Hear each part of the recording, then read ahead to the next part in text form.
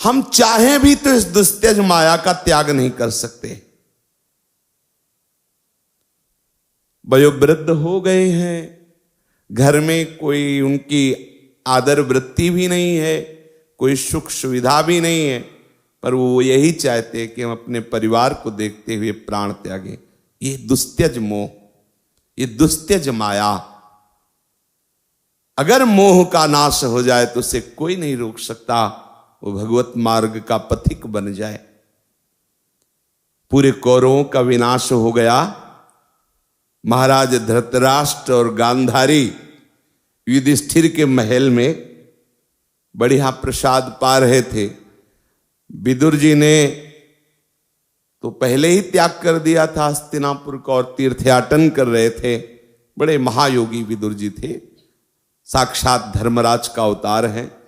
उन्होंने देखा कि भैया को अब भी वैराग्य नहीं, सीधे गए और धृतराष्ट्र जी को बहुत कटु वचन सुनाया, कठोर शब्दों से कहा, कुत्ते की तरह दिए हुए टुकड़े को आप केवल खाकर जीना चाहते हैं? आपके वंश का विनाश हो गया, किसके लिए जीना चाहते हैं? कैसा कैसा विचित्र मोह।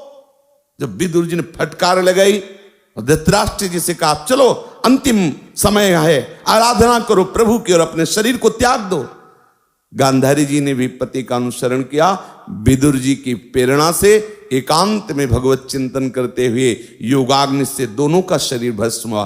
धृतराष्ट्र जो गांधारी का और भगवत स्वरूप को प्राप्त हुए। जब तक किसी महापुरुष की फटकार नहीं लगती तब तक ये मोह में सोया हुआ पुरुष जगता नहीं। मोह निशा सब सोवलिहारा, देखे स्वप्न अनेक प्रकारा। कभी कभी इतनी गाढ़ निद्रा होती कि फटकार पे भी नहीं उठते। एक बार श्री वामदेव जी महाराज मंडली भ्रमण करती थी। पहले बहुत से संतों की मंडलियां अब भी रह गई, यदा कदाचित रह गई हैं। विरक्तानंद आदि जी की मंडली अब भी है। तो श्री वामदेव जी महाराज कुछ संतों के साथ भ्रमण कर रहे थे, तो देखा एक जवान व्यक्ति वृद्ध को पीट रहा है पादुका से, जूता से। बड़ा दर्द लगा। जब वो जवान अंदर गया पीट के, तो नजदीक गए और उन्होंने कहा, बाबा ये कौन था? बोले बेटा था। बाबा वो बेटा हो कि तुम्हें जूतों से मार रहा? कोई बात नहीं, छोड़ो, आओ हमारी मंडली में। हर बाल भोग, राजभोग, शैल मंडली में बहुत संतों की सेवा होती रहती, खूब मन के अनुसार सब भोग सामग्रियां, और वो भजन भी होता है कि मंडली में प्रातःकालीन रुद्राभिषेक हो रहा, कीर्तन हो रहा, तो आप ना भी करना चाहें तो भी आपका भजन बनेगा। एक समूह में बहुत सुंदर भजन बनता है और शाम टाइम सत्संग होता है, कथा होती है। ऐसा बड़ा आनंद संतों की मंडली में तो आनंद बरसता ही है।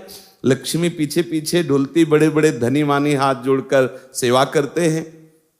तो जानते हो, उसने कहा, तुम्हें क्या पीड़ा? लड़का हमारा हमें मारा, तुम्हें क्या परेशानी? चलो भागो, जाओ यहां से। रामदेव जी ने प्रणाम किया भगवान की विचित्र माया को। तो कभी कभी ऐसे भी गाढ़ निद्रा मोह में सोए होते कि महात्माओं के जगाने पर भी वो जगते नहीं हैं। वैसे आज तक कोई भी इस मोह निद्रा से जगा है तो किसी भगवत प्रेमी महात्मा की आवाज से ही जगा है।